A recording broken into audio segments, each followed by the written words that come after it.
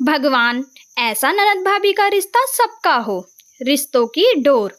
जब स्नेहा इस घर में आई तो देखा गुड़िया हमेशा खामोश रहती थी।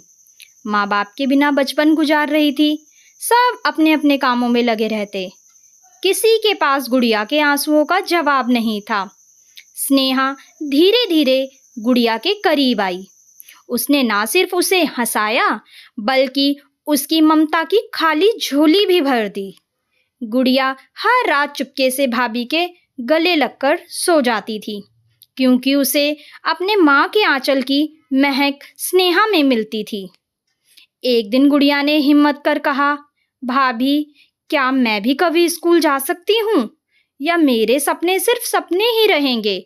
स्नेहा ने उसकी आंखों में देखते हुए कहा, तेरे सपनों को सच करने की जिम्मेदारी अब मेरी है गुड़िया।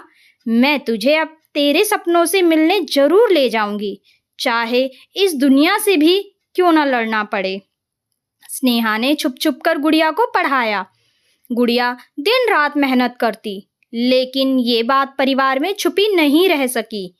तब भाभी की सच्चाई सामने आई तो सब ने खूब डांटा, ताने मारे, लेकिन स्नेहा पीछे नहीं हटी। स्नेहा ने आंसुओं से भरे स्वर में कहा, अगर मैं एक माँ होती तो क्या तब भी आप मुझे रोकते? आज मैं भले ही भाभी हूँ, मगर इस बच्ची के लिए तो मैं माँ ही हूँ। और एक माँ अपनी बेटी के सपनों के लिए किसी से नहीं डरती। यह सुनकर परिवार चुप हो गया, लेकिन स्नेहा और गुड़िया का सफर चलता रहा। गुड़िया ने पढ़ाई में कमाल कर दिया, पूरे जिले में नाम कर लिया। उस दिन जब गुड़िया सरकारी अफसर बनी, पूरे गांव में ढोल बजे, लेकिन सबसे पहले वो सीधा भाभी के पास भाग कर गई।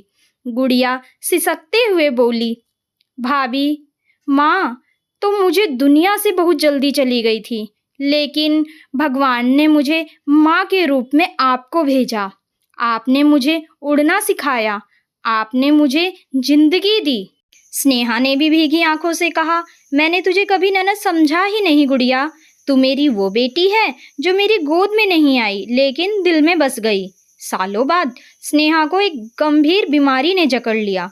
गुड़िया ने अपनी नौकरी छोड़ दी, बस दिन रात भाभी की सेवा में लग गई। स्नेहा की हालत बहुत बिगड़ चुकी थी। तब उसने अंतिम सांस ली तो गुड़िया उसका हाथ पकड़े हुए रो रही थी। स्नेहा ने अपने आखिरी शब्द कहे, तू मेरा अधूरा रिश्ता था जिसे तूने अपने प्यार से पूरा कर दिया। गुड़िया, अब मैं चैन से जा रही हूँ, क्योंकि मेरी बेटी अब अकेली नहीं है। उसने खुद अपने पंखों से उड़ना सीख लिया है। गुड़िया फूट फूट कर रोते हुए बोली, भाभी, आप तो मेरी माँ थी, हैं और हमेशा रहेंगी।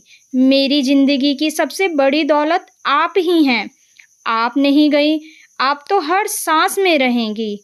अंततः गुड़िया ने अपनी भाभी की आखिरी निशानी को संभाल कर रखा।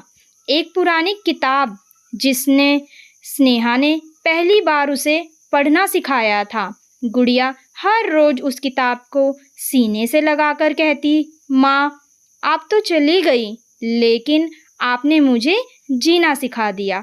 स्टोरी अच्छी लगी हो तो चैनल को लाइक, सब्सक्राइब और शेयर जरूर करें, और हाँ, बेल आइकन जरूर प्रेस करें, जिससे कि न्यू आने वाली वीडियो की नोटिफिकेशन आपको आसानी से मिल सके।